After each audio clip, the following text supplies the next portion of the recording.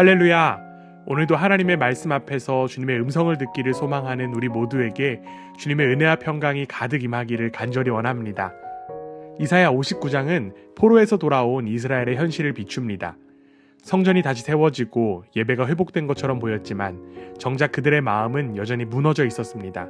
기도는 끊이지 않았지만 정의는 사라졌고 금식은 드렸지만 사랑은 식어 있었습니다.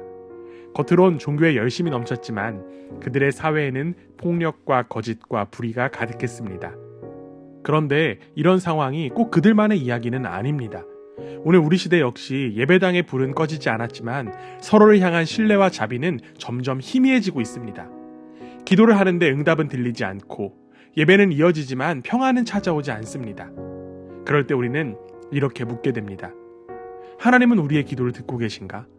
왜 하나님은 아무 말씀도 하지 않으실까? 오늘 이사야 59장은 바로 그 물음에 대한 하나님의 대답입니다. 이사야는 이렇게 선언합니다. 주님의 손이 짧아서 구원하지 못하시는 것도 아니고 주님의 귀가 어두워서 듣지 못하시는 것도 아니다. 하나님은 여전히 가까이 계십니다.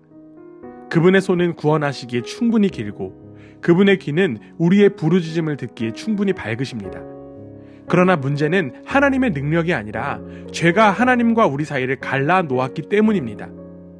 너희 죄악이 너희와 너희 하나님 사이를 갈라 놓았고 너희의 죄 때문에 주님께서 너희에게서 얼굴을 돌리셨다.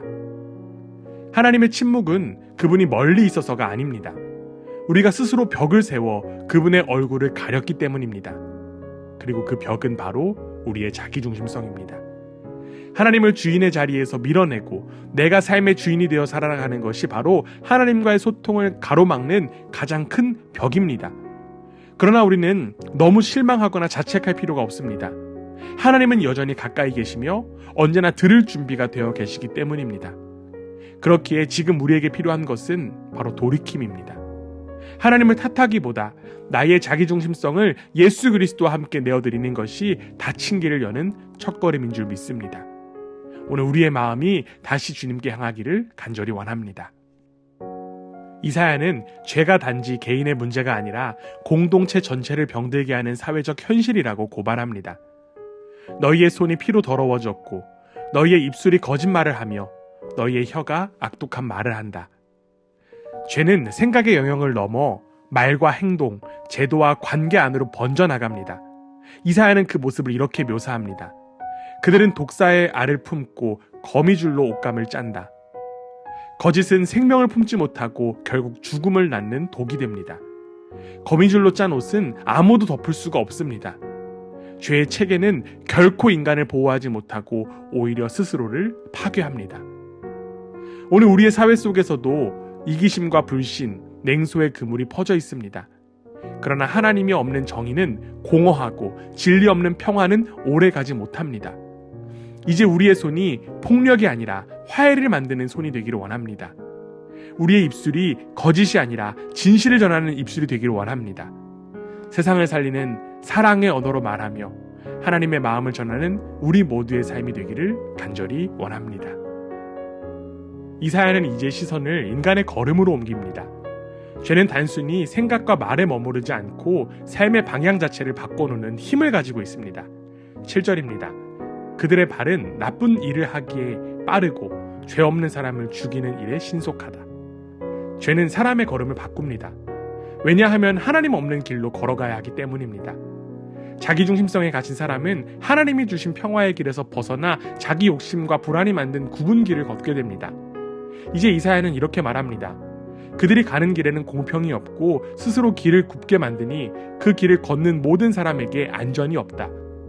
결국 죄의 결과는 심판입니다.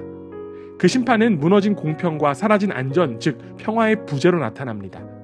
하나님이 없는 길은 아무리 넓어 보여도 불안합니다. 공의가 없는 평화는 잠시의 정적일 뿐 결국 다시 폭력과 두려움을 낳습니다.